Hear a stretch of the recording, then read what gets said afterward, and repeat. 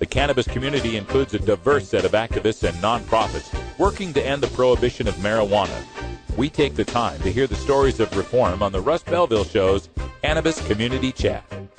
Welcome back, everyone. 34 after the hour, and we're joined now by Fran Janik from the state of Vermont. He's a registered patient there and a photographer that I got to work with in Boston at the Freedom Rally. How you doing, Fran?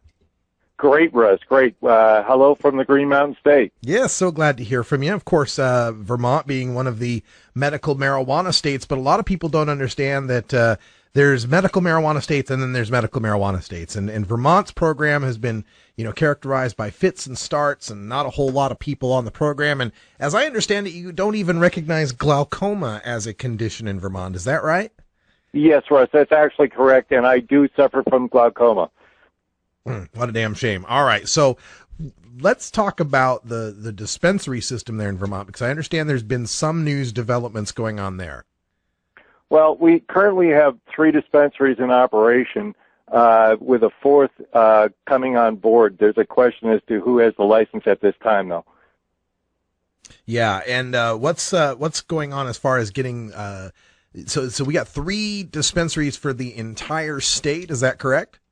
That is correct. We're actually approaching. We're over 800 patients and approaching 1,000 patients, and I truly believe there are certainly more people that use medicinally that simply haven't signed up due to the restrictions in the program. Yeah, and what are some of these restrictions that are causing so much problems? Well, in Vermont, as you know, many people own firearms, so they don't want to lose their Second Amendment rights. That would be a big one for sure. And then the limitations on the amount of cannabis allowed per patient. And what is that current limitation? Mostly it's if you're growing, you're going to be limited to 2 mature plants and 7 immature plants, which doesn't give you on an indoor grow a great deal of cannabis for the cost. Yeah, and especially if you're depending on just 2 mature plants, it seemed to me that the possibility of something going wrong with the harvest is much more of a risk. Well, yeah, so right about now, I understand that about 51% of the individuals enrolled in the program have chosen to go with dispensaries, but we do have the rest that are growing on their own, and they're not allowed a voucher if their crop fails or is stolen. So is that the situation then in Vermont where a patient is forced to choose one or the other? Yes, you lose your right to grow if you choose a dispensary. You're relying on that dispensary, and if they have a problem, as some have already, then you're limited.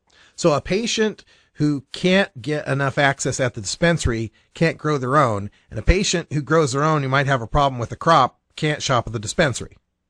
That is correct. Wow. And the situation is such that the cost of the dispensary is somewhat of a problem for most of the low-income patients. Are we talking like street prices for cannabis there? The cost of what I could figure right now to be the actual cost of medicinal cannabis to patients is hovering around $250 an ounce for a high-grade cannabis.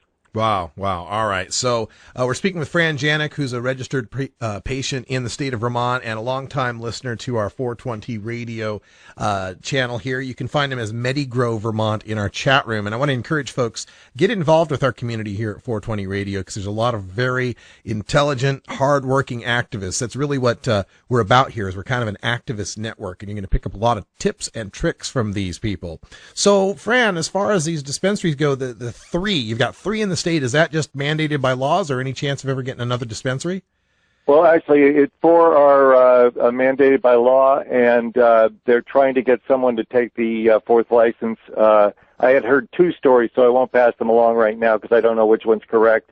But there are some people interested at this time, and hopefully the 4th one will be in Brattleboro, Vermont.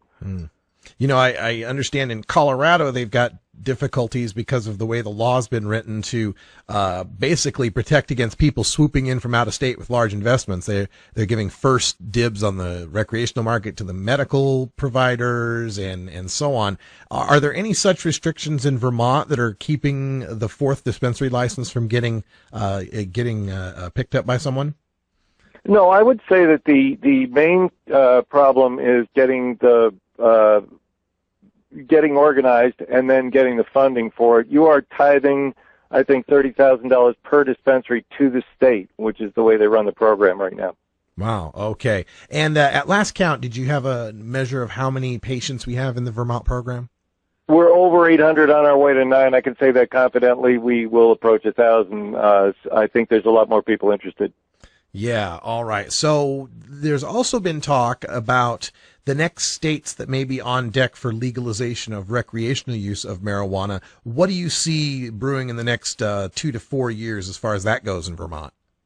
I just had a discussion with somebody on that, and my information tells me that every 2 years we're going to get a move in Vermont. It's kind of the way the state goes. So we're looking at 2016 for legalization. All right. Well, I sure hope that takes place there.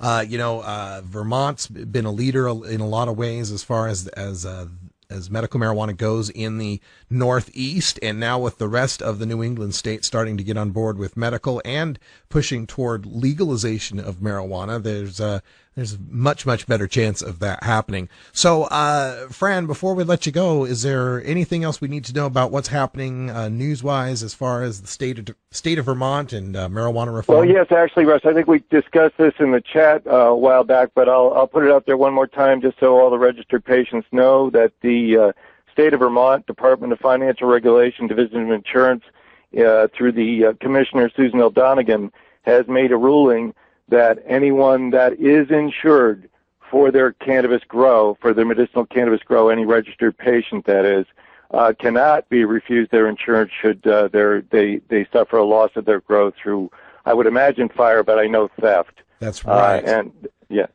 That was the big news that we wanted to make sure people knew about this. It was a precedent-setting case, right? Yes, it is absolutely a precedent-setting case, and they were glad to get a chance to do this. They felt that this was going to come up in the future a number of times, and hopefully patients will then get their medicine in a timely manner. Can you share what the value is of plants when you're claiming them on insurance?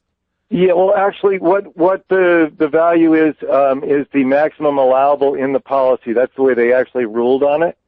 I know plants have been paid for mature plants where insurance was covering up to $1,000 a plant. They've been paid $1,000 for the mature plants and then $100 for the immature. But it is really based on the insurance that you have at that time. If there's one more thing I'd like to add, Russ, is that if 5 towns in the state of Vermont would put it on the town meeting in March to legalize and tell the governor, I believe we could get more action previous to 2016. There you go. There we go. Let's get active in Vermont. And if you want more information, get involved here in our 420radio.org forums.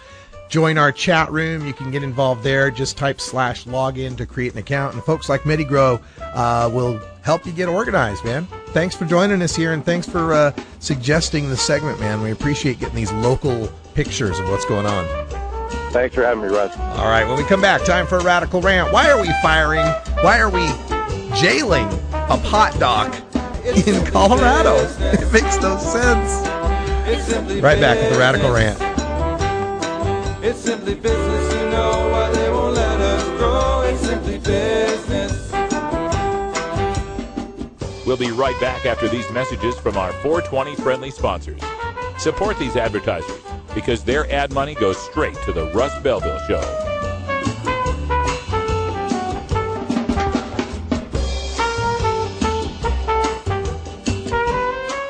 You're tuned into the Russ Belville Show, the voice of the marijuana nation. It's simply business. It's simply business. It's simply business, you know why they won't let us grow. It's simply business.